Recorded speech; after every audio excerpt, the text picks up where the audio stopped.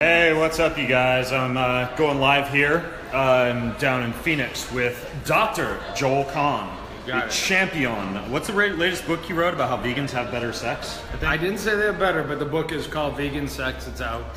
Vegan Sex. sex. Dump your pills, jump in bed. It's like a picture of a banana on the front of it. The banana pointing up as it should be. All right, so Joel, who absolutely loves hamburgers. Hi. Uh-huh. I loved the last one I ate 40 years ago. We just got done eating a giant piece of grass-fed, what was that, ribeye? Yeah, I don't even know. I caught the animal, you butchered it, and we slaughtered it. Tofu. Down. Anyways, though, no, seriously, some of you may have seen, if you've been paying attention, I've mentioned a few times this book called The Plant Paradox by Dr. Stephen Gundry that I've been reading, which more or less outlines how lectins, protein found in plants, can actually damage the digestive tract. And I personally, after reading that book, did things like I stopped eating tomatoes and I started to pressure cook my potatoes, and I began to avoid, of all things, cashews, which I didn't know were high in lectins, but that apparently are. And my gut felt pretty good when I started doing that. But Joel, he has a different opinion, and he had a few things to say to me that I wanted to give him a platform and a voice to talk about. So what do you think about the plant paradox? So real quick, Dr. Stephen Gundry is a cardiovascular surgeon. I'm a cardiologist. We share a lot of training, and we've both gotten very interested in nutrition and prevention. So I have all the respect for him for trying to be out there and help the public. Lectins to me are about as if I were to write a new book called The Oxygen Paradox, if I can use the example, because oxygen is toxic. Dr. Gundry knows in the intensive care unit, you put a patient on high dose oxygen, you will burn out their lungs. And you could write that book that this nutrient is destroying your health. Oxygen causes oxidative stress. But in the air, where oxygen is 21%, we accept the fact that there can be some oxidative stress, and our body is built in with the capacity of antioxidants, glutathione, and on and on. Lectins are the same in terms of a plant example. Lectins are not a food group. You do not go buy lectin powder, lectin drinks. Yeah, you're getting the fact that it has like a hormetic.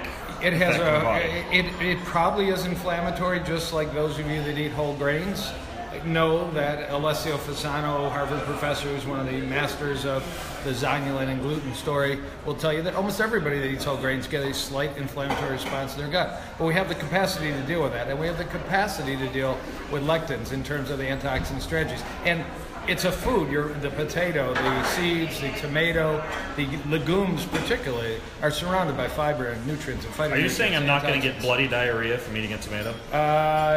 Not if you eat it properly and keep the knife on the counter. Okay, so here's my question though, dude. Yeah. What is, or is there any evidence out there of like what is too much?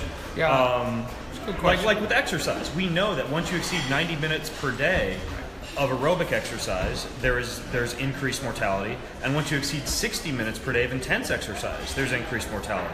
And when you look at lectins, like could we say like you can have X amounts per day or per week or anything like that? I don't think there's actually a limit. The latest data is just 3 weeks old. It's in the American Journal of Nutritional, AJNC, which is a clear correlation. More legumes, longer survival. Less legumes, shorter survival. And we're talking hundreds and hundreds and hundreds of thousands of subjects. Yes, it's a food questionnaire study. That's the whole Blue Zones book, right? It's not smoking, physical activity, legumes, wild plants, and family. And in the last few months, 8 to 10 servings of fruits and vegetables a day can decrease cancer, heart disease, and all-cause mortality. So I'm just concerned about a message to the public that will scare. You see Tony Robbins talking about this, and Peter Diamandis is talking about this.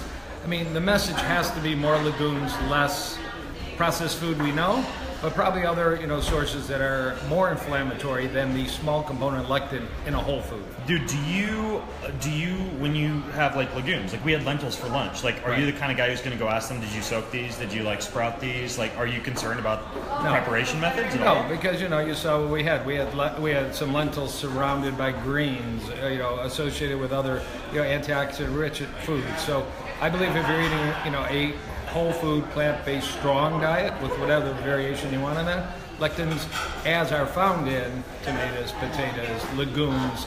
Actually, lectins are in every food. They're in animal foods and they're in plant foods. And there are some studies that lectins favor health.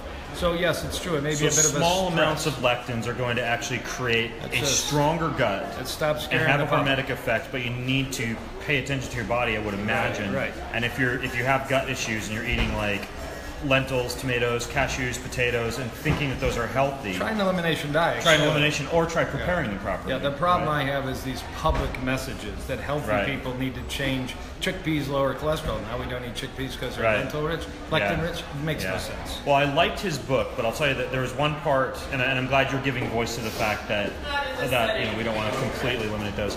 But the last thing here, and then we're getting called back into our room here where I'm getting to spend time with a lot of cool doctors like Joel. The last thing I think that should be taken into consideration reading that book, ignore all the microwave stuff.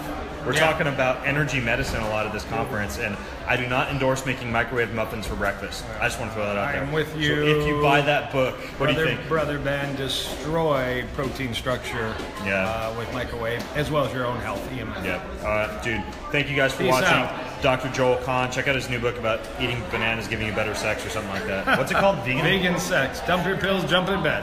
Vegan sex. Dump your pills, jump in bed. You got it, dude.